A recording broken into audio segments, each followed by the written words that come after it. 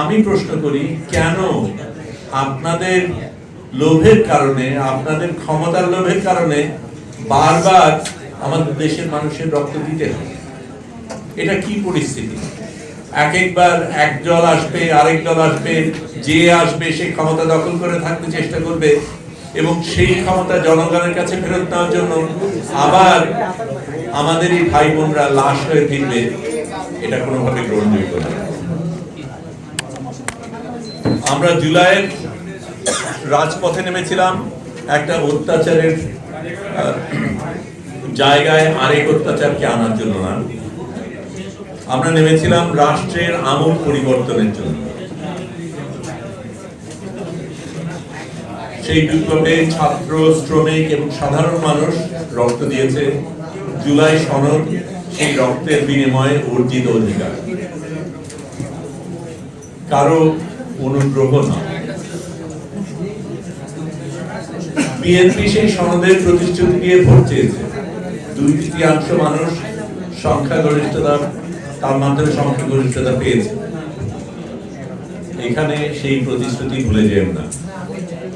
2018 সনে ছাত্রছাত্রীরা রাস্তায় রাষ্ট্র মেরামত করতে চেয়েছিল, সেই প্ল্যাকার্ড নিয়ে নেমেছিল, তখনও তাদের উপর অত্যাচার করা হয়েছে।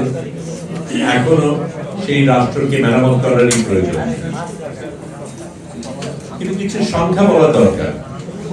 একটু আগেই বলা হয়েছিল ভোটের ব্যাপার, বিএনপি পেয়েছে 51% ভোট, জুলাই সনদ পেয়েছে 69% সমর্থন। অর্থাৎ বিএনপি নিজের ভোটাররাই তাদের একটা বিশাল অংশ এই সনদ চেয়েছিল। তাই সনদ থেকে আপনারা যদি পিছিয়ে যান, তাহলে শুধু আমাদের সকলের না, আপনার নিজের দলের মানুষের সাথেও আপনি বিশ্বাসঘাতকতা করছেন। আমি জানি বিএনপি কিছু ইতিবাচক পদক্ষেপ নিয়েছে। প্লেন চেয়ারে আপনি বসেন, ভিআইপি প্রোটোকল কমিয়েছেন, নিজের ছবি কমিয়েছেন, সেগুলি স্বীকার করি। কিন্তু ভালো অঙ্গভঙ্গি আর প্রকৃত পরিবর্তন এক জিনিস না। এখন প্রমাণ করার সময় যে আপনারা সত্যি জনগণের পাশে আছেন, শুধু অভিজাত শ্রেণীর নয়, সাধারণ মানুষের স্বার্থের রক্ষা। বিএনপির কাছে 2/3 সংখ্যাগরিষ্ঠতা আছে। সংবিধান সংশোধনের জন্য যা প্রয়োজন তার চাইতে বেশি। জুলাই সনদে যে কাঠামোগত পরিবর্তনের প্রতিশ্রুতি দেওয়া হয়েছিল, ক্ষমতার ভারসাম্য, সংসদীয় জবাবদিহিতা, নাগরিক অধিকারের সাংবিধানিক নিশ্চয়তা, সেগুলি এই সংসদ অধিবেশনেই উপস্থাপন করেন। এই সুযোগ হাতছাড়া করলে আর আসবে না। যারা আন্দোলনকারীর উপর গুলি চালানোর নির্দেশ দিয়েছিল, তারা আজও জবাবদিহির বাইরে।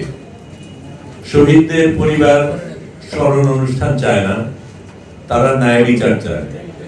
একটা স্বাধীন তদন্ত কমিশন গঠন করতে হবে, যেখানে সরকারের কোনো নিয়ন্ত্রণ থাকবে না। এই বিচার না হলে জুলাইয়ের শহীদরা কেবল রাজনৈতিক প্রতীকে পরিণত হবে এবং যেই দলই তাদের ব্যবহার করুক না কেন, সেটা তাদের স্মৃতির অবমাননা। বিপ্লব জনগণের, আমরা এটাকে চুরি হতে দেব না, আজও না, কখনো না। জুলাই যোদ্ধারা ঐক্যবদ্ধ, সংগঠিত, অবিচল। ধন্যবাদ।